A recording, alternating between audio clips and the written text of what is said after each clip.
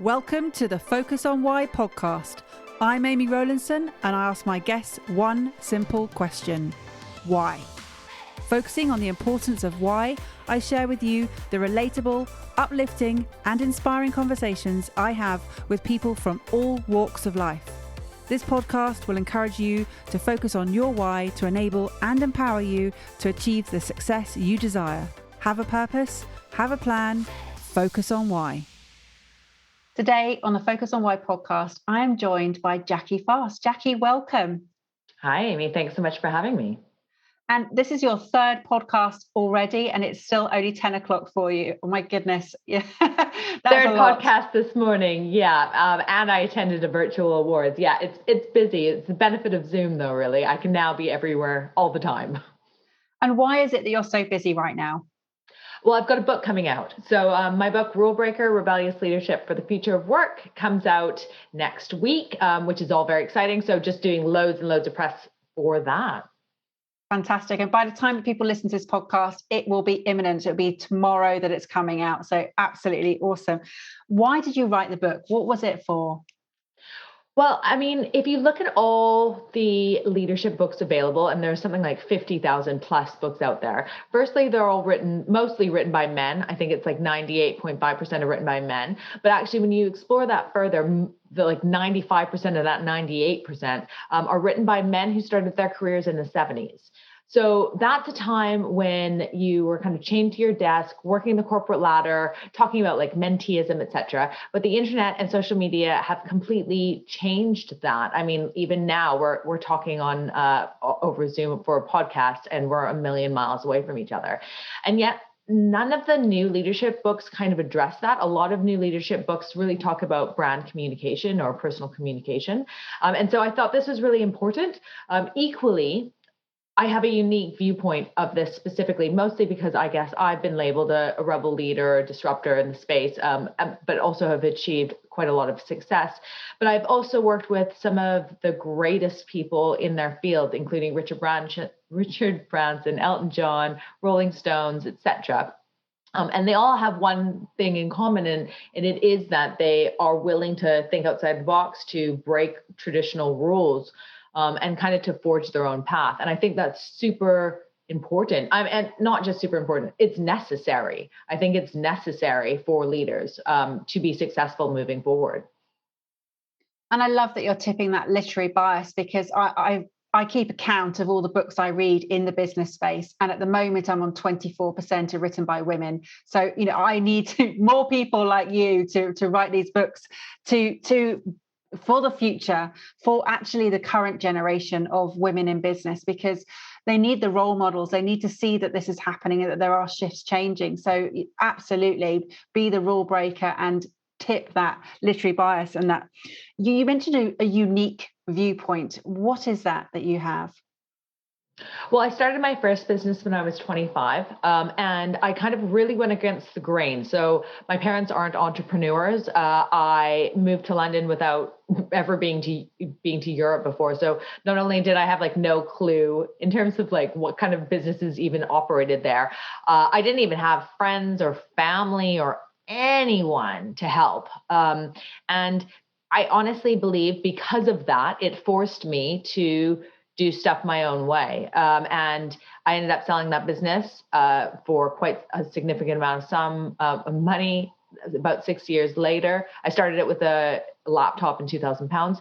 And so that story alone, I think people kind of look at it and like, wow, what she's achieved is so amazing.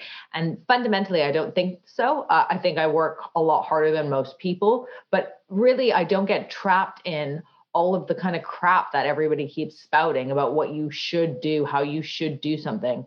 So following that, I obviously give a lot of keynote talks, and I always get asked the same question, like how do you take the leap? How do you have the confidence? And it's less about that really. And it's just about kind of doing it. And I think being a rule breaker or being rebellious and rousing that inner rebel within you is really the key of unlocking it, because we all now have the same access to everything. Like information is democratized. So, you have the same information that I have, Elon Musk has, Mark Zuckerberg has, we are now like it's all possible. Everything is possible. We can now achieve so much more. We're not held back. And yet the only thing holding us back is ourselves. So, I mean, that from a perspective basis, I really want everybody to understand, like, if I can do it, anybody can do it. I really believe that.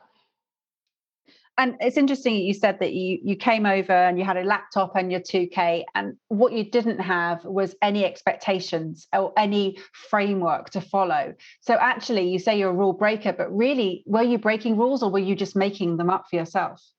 I definitely was breaking rules. I think some of the rules that were told to me is that I needed to have more experience before I had a business. Some of the other rules that were told to me is I needed to have more savings. Other rules would be you need to have clients. I mean, I could literally rattle off 100 rules that people told me to do when I set up my business or when I was thinking about doing my business. And I didn't do any of them because I just didn't want to, really. Not, and I wasn't doing it for any sake of like trying to be a rebel. It just didn't fit with what I was trying to do. And understandably so, my business was very, very different to other businesses out there. So all the things that used to work for people that are 20 years older than me weren't going to work for me. And fortunately, I knew that. And fortunately, I could see that, which is why I paved my own path in the first place. And you say that the information is democratized and it's available to all of us. But there's also that distillation of taking out the relevant and filtering out. How do you do that? So, fortunately, Amy, good question. We give great tips in my book, Rule Breaker. Yeah, of course. I mean, I think the last quote is something like there's 10,000, 50,000 videos uploaded onto YouTube every like 30 seconds. It's crazy. But there are ways. I would say the number one way, so obviously lots of tips in my book, but the number one way is engaging. So a way to filter out the crap is by being part of the conversation. And that means talking to journalists, other people on Twitter, on social media, commenting on stuff that you like, that you don't like, and why. The reason why is basically when you start engaging in the communication and start having kind of a conversation rather than just passively intaking stuff, that's when you have a dialogue. It's like having a conversation with a real person. And if you were to do that, more people are attracted to you with similar ideas or mindsets, etc. Same thing can be done online. So my biggest recommendation is, don't try to read a million articles. Try to engage with the articles and then see where that takes you.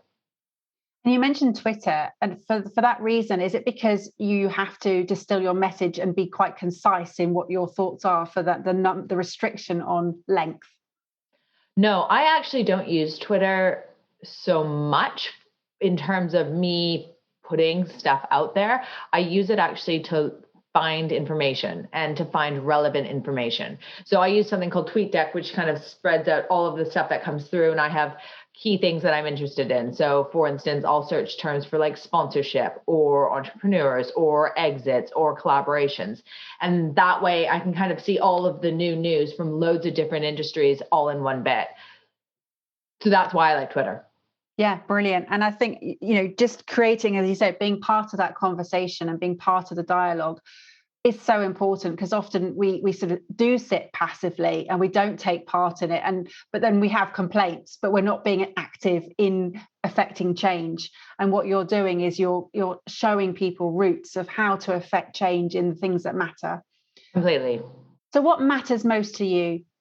Being challenged, I guess, would be the thing. I really kind of need to be doing stuff and not just stupid busy. I'm actually very, very comfortable not working. I go through very, very long stints where I do nothing but watch Real Housewives of Beverly Hills.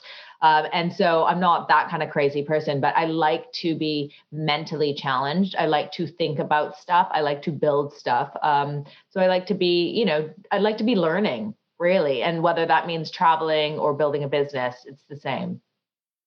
And you said you sold your first business. Is that because you don't necessarily need to hold, you like to create and then move on?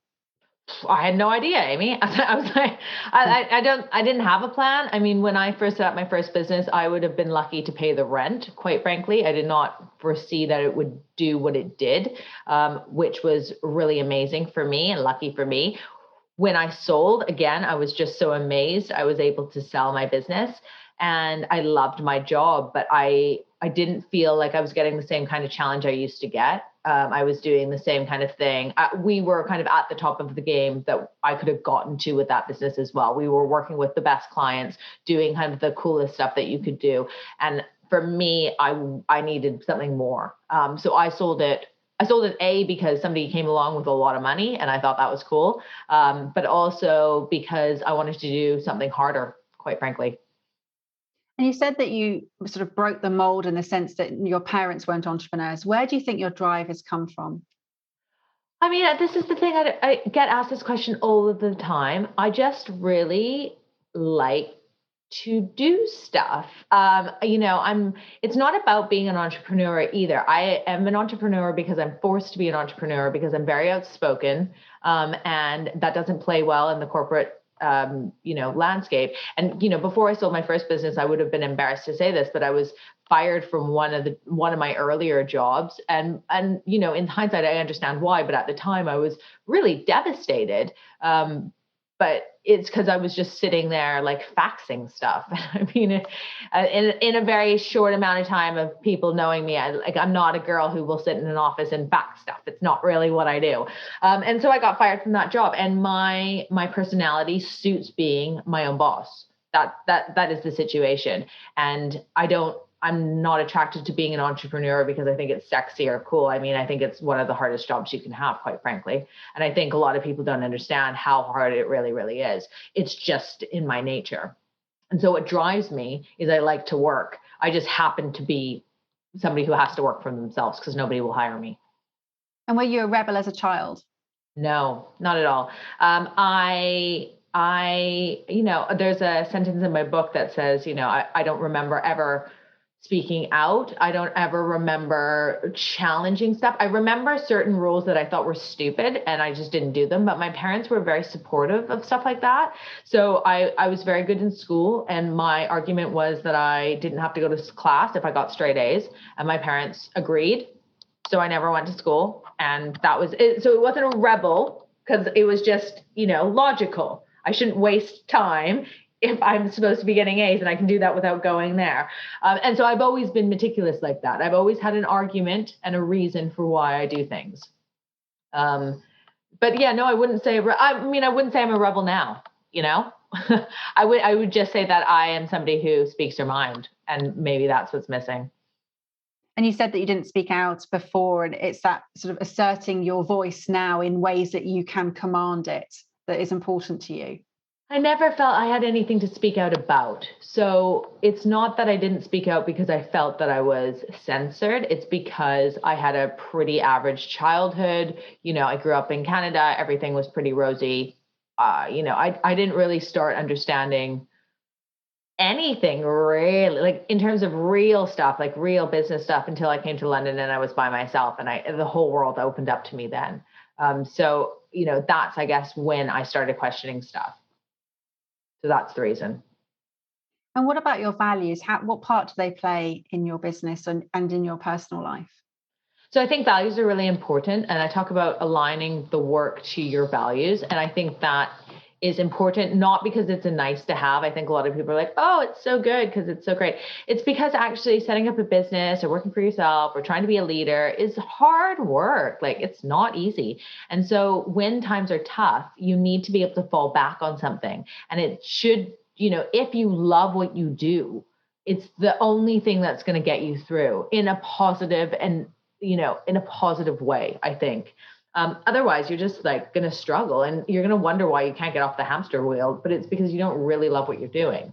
So 100% values are important. I don't do anything that I'm not excited about. Fortunately, I'm excited about lots of stuff. So that's good. But in terms of values, for me, I need to be challenged. That is the number one thing for me. And it needs to be hard enough to get me out of bed in the morning. And so I always, that's kind of carried me through my career. It needs to be hard. And one of the reasons I sold Slingshot was because it stopped being hard. That's really interesting. And did you find the book writing hard?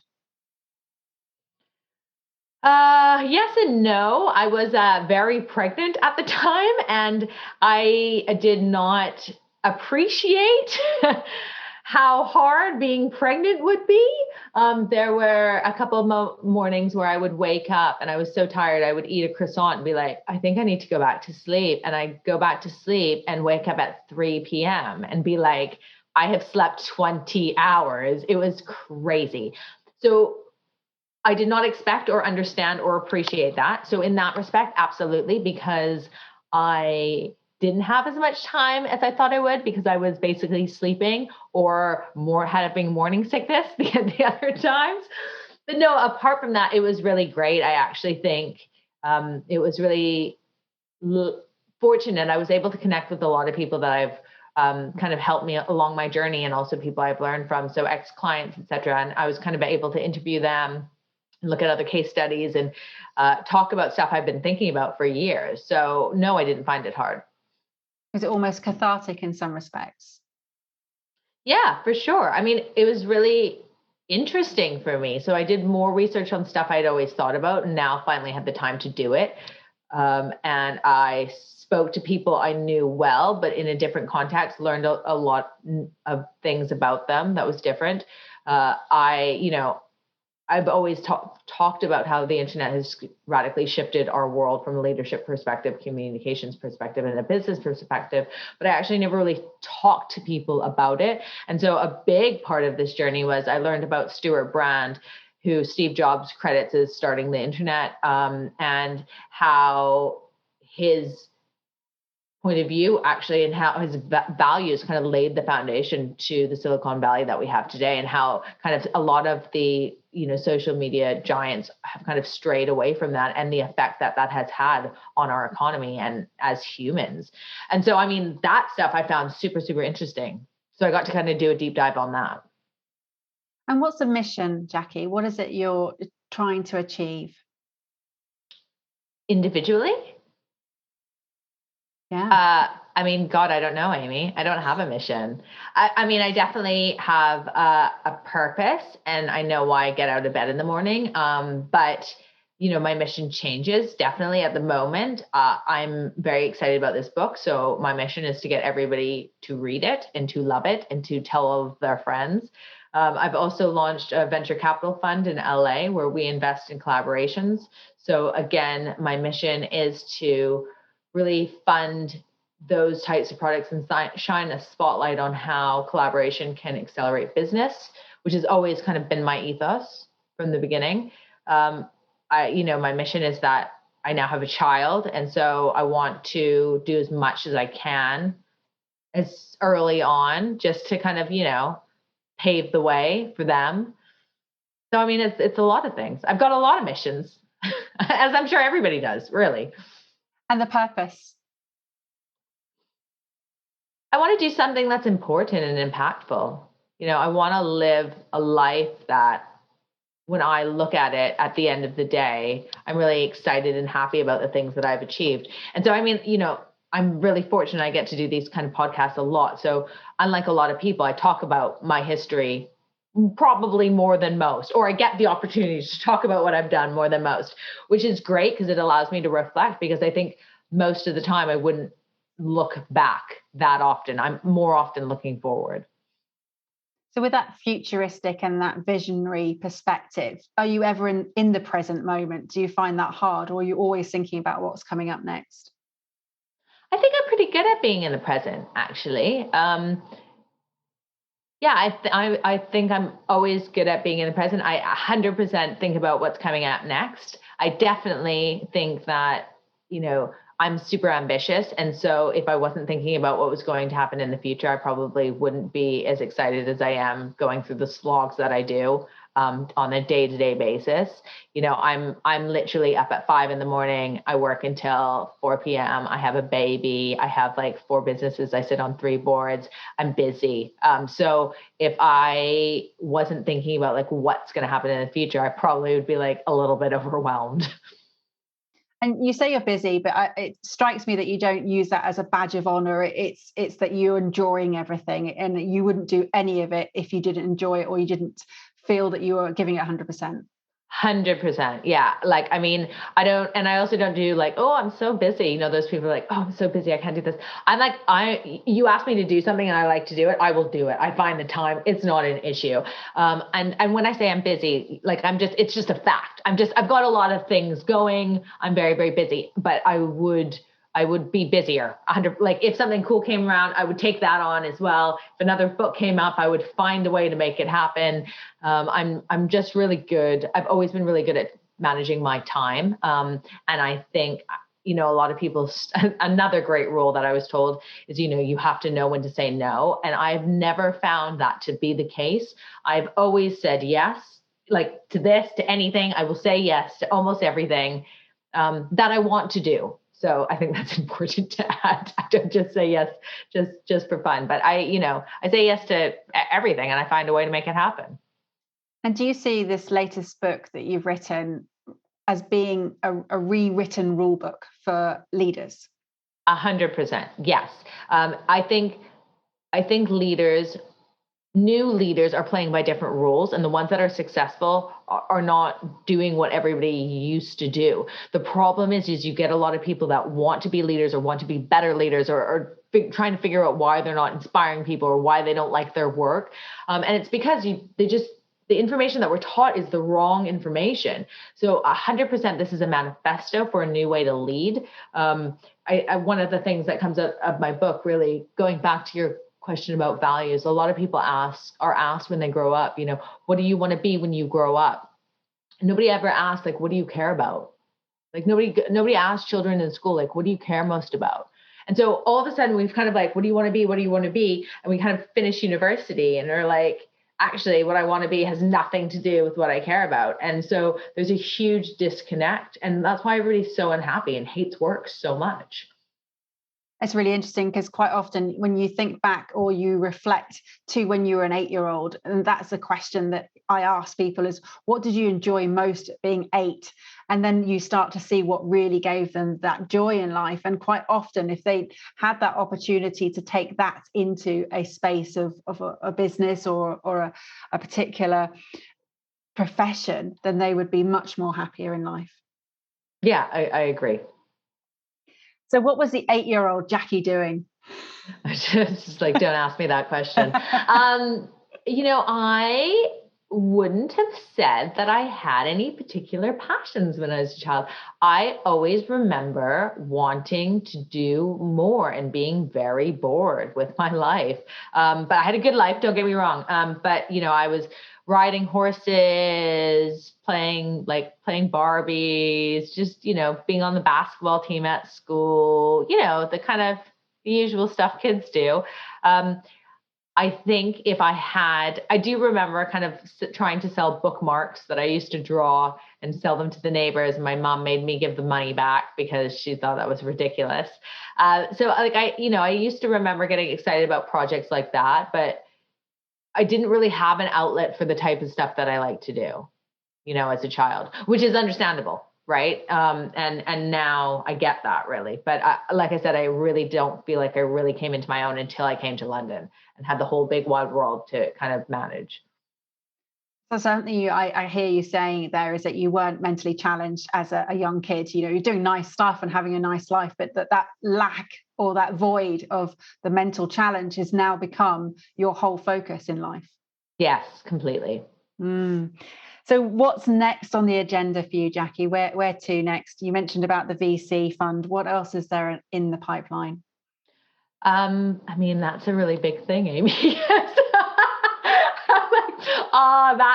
that. So our VC called Sandbox Studios, we're raising $10 million and we're investing in 10 to 15 talent-driven product collaboration. So things like Kylie Cosmetics, Beats by Dre, Casamigos, Aviation Gin, and then my agency will kind of underpin the rollout of those products. So I will be releasing and launching and managing the sales and distribution for 10 to 15 products in the next 2 years, which is a lot of work. And so that is basically the only thing that I've got on my agenda. I will be very busy with that.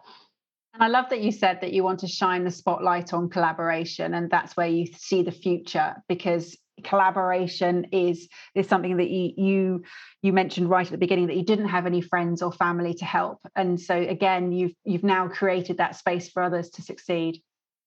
Yeah, so I mean, the world is just too fast. I don't think it's possible to do stuff alone. I mean, it is possible. Like my first business, I was by myself, but obviously I learned how to work with others, and actually my business was putting partners together. But I think the benefit in what you're seeing, especially with businesses being built and exiting, is how partnerships can really accelerate a brand or a business.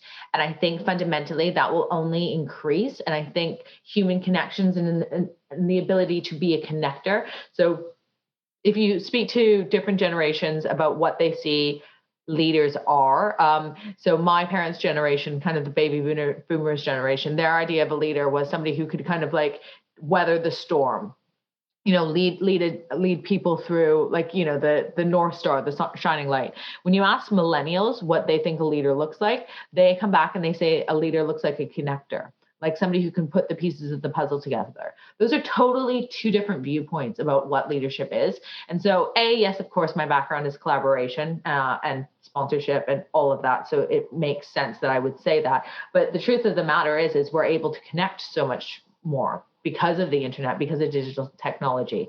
And so the capabilities are so much greater. So I'm a huge believer in collaboration. I think my entire business and work ethos revolves around it. And effectively, that's how I make money. And for someone whose name is fast, you're complaining that the world is too fast. How does that work?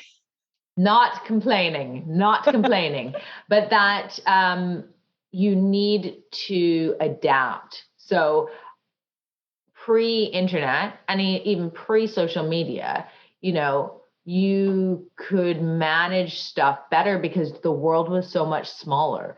So let's say you're a bookseller for topicals, and you live in Leeds for whatever purpose. You would sell books to the people who can go to your bookstore, right? So they are people that are within driving distance, but ideally walking distance of your bookshop. That is where your world sits, and so your business sits in selling books. But we all know the amazing story about Amazon. Amazon was a online bookseller, and so that is what I'm talking about that the world it is faster, but it's because it's bigger. And so you need to work with others to kind of get there quicker and catch up. It just is easier when you have more people to help. What I'm hearing, the sort of key words throughout the conversation from you, Jackie, is that you talk about adapting, you talk about connecting, reflecting, challenging, focusing, but most importantly is thinking outside the box.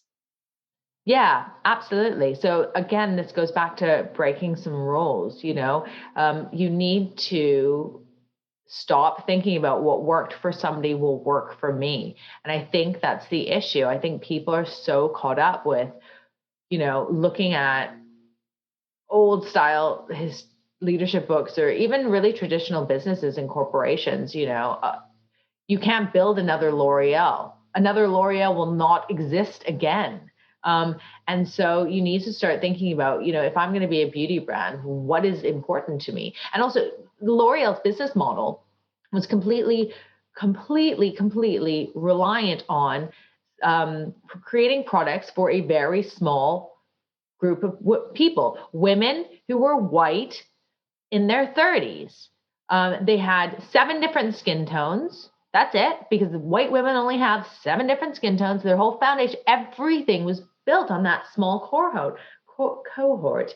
And now the world is so different. And, it's not like Black people just existed recently. It's not like people of color all of a sudden decided to appear. These people have been just underserved forever. And the internet has now made it possible for brands to connect with that. And so, the business models of today, especially if you look in the beauty space, is really about speaking to people, not even just women, speaking to people that are interested in makeup that have really not been part of the conversation for a bloody century. It's embarrassing, quite frankly. And so why are we looking at models of those types of businesses that are built on hierarchy and command and control?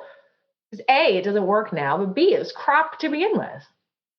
You reminded me just now of somebody I interviewed before, who's Danny Gray, who created the fantastic brand, which is makeup for men, and it's the brand is called War Paint for Men, Yeah. and he has literally turned the makeup industry on its head. And there have been other companies, larger companies, that tried to do this, but didn't take it or address it in the way that he has. And absolutely, he's a great example of a rule breaker and a rebellious leader that has sought to seek the solutions for the present and the future.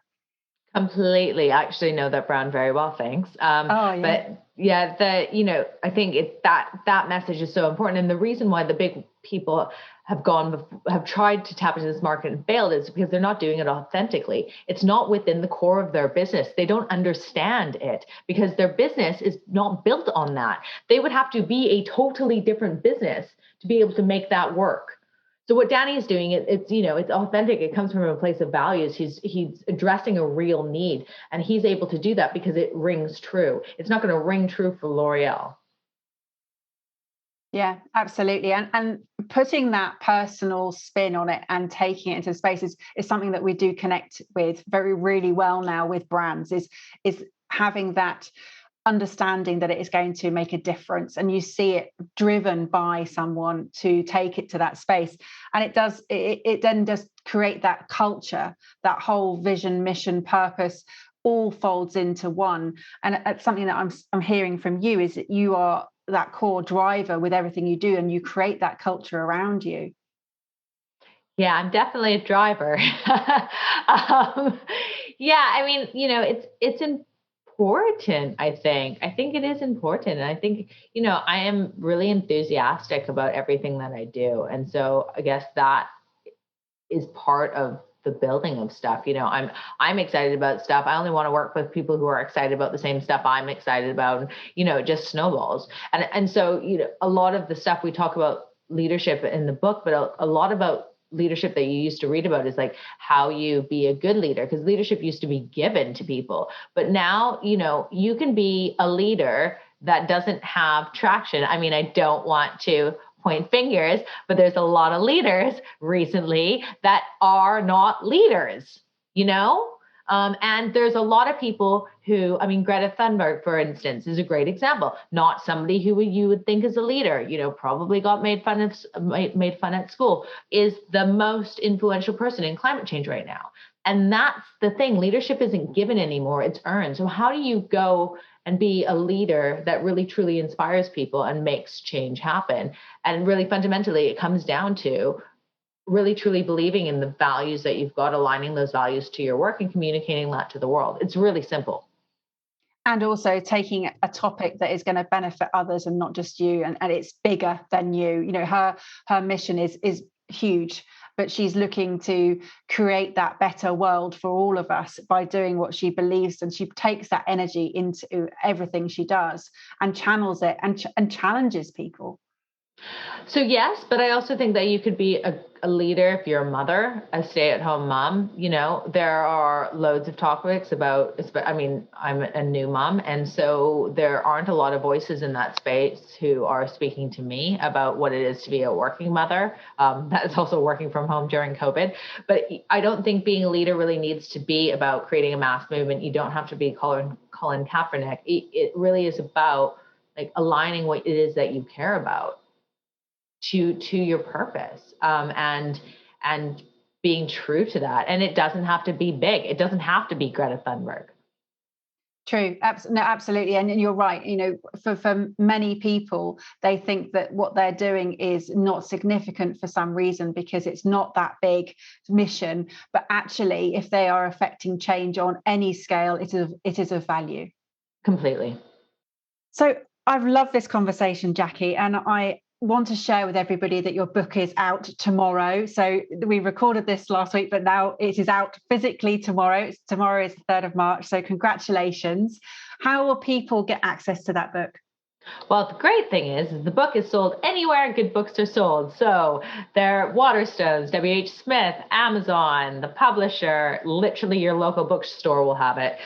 So you can buy it anywhere. But if you buy it through the publisher before the end of the week, we can give you a 25% discount for all of Amy's listeners. That's fantastic. I'll put that in the show notes so everybody's got access to that, but be mindful that expires this week. So you really be keen to get that book. Who will benefit from reading your book, Jackie? Literally everyone. So I think the purpose is I don't want people to think, I'm not interested in being the next Greta Thunberg, or I'm not interested in being the next Steve Jobs. This is not the point. The point is that in every way, being a rebellious leader or rousing a bit of your inner rebel, which is everything from confidence to, managing information better to, communicating to others and inspiring others. You can be a leader of one, really. Like, the internet has the power, or has provided the power to do that. You can, like me, be the person who's sitting in your bedroom with a one-man band business, and be a leader, or, grow to be a leader. So I 100% do. I really do believe that this book is going to benefit any single person that is working. So working, however you work, in any kind of situation, I think this book will benefit you. But obviously, for those that are really wanting to be a leader in the future of work, this is the manifesto for how to do it right. And once they've read the book, what do you want them to do? Start breaking some rules, really. I think once you've read the book, you will have a better understanding of how to move forward in a better, more successful, more fulfilled way. And that inevitably snowballs more money. So of course I don't want to be like, read this book, become rich. That's not the point. But you will have a more fulfilled life because the stuff that you're doing will align better. And because of that, you will feel more compelled to tell others. Because you're telling others, you will end up inspiring others. Because you're inspiring others, you will inevitably become a leader. So that's what I hope. I hope more people speak up. I hope more people have the confidence to quit their day job and start a business. I hope more people are excited when they're writing a blog at home about raising their children. I think the opportunity now is for so many new voices to be heard. And I hope that people read this book and want to be one of those voices. And just so you know that they've been heard, how can they reach out and connect with you to share that?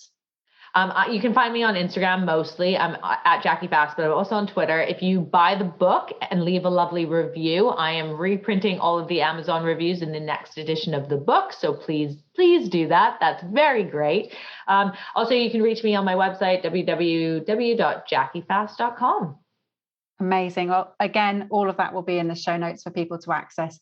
I just want to say thank you so much for coming on the show, and a shout out to Lara Cowan, who introduced us, because it's always great to have recommendations, and it's been such a wonderful conversation today. So thank you. Well, thank you. And thank you, Lara, as well. She's one of my oldest friends in London. So it's great to be able to do this. Oh, it's fantastic. And do you have some final words of wisdom that you'd like to share with the audience? I think really it is that the future favors the bold. So be bold, be brave, and break some rules. Thank you for listening to the Focus on Why podcast. I'm Amy Rowlinson, and if you've enjoyed this episode, please leave me a 5-star Apple Podcast review. Connect with me on LinkedIn, Instagram, and Facebook, and become a member of my inspiring, uplifting, and positive Focus on Why Facebook group. I help people to focus on their why with clarity, uniting their passion with their purpose with a plan to create the life they truly desire. If you would like me to help you focus on your why, then please book a free 20-minute coaching call via calendly.com/Amy Rowlinson. And if you haven't already, please sign up for the Friday Focus weekly newsletter via my website, amyrowlinson.com. Have a purpose, have a plan, focus on why.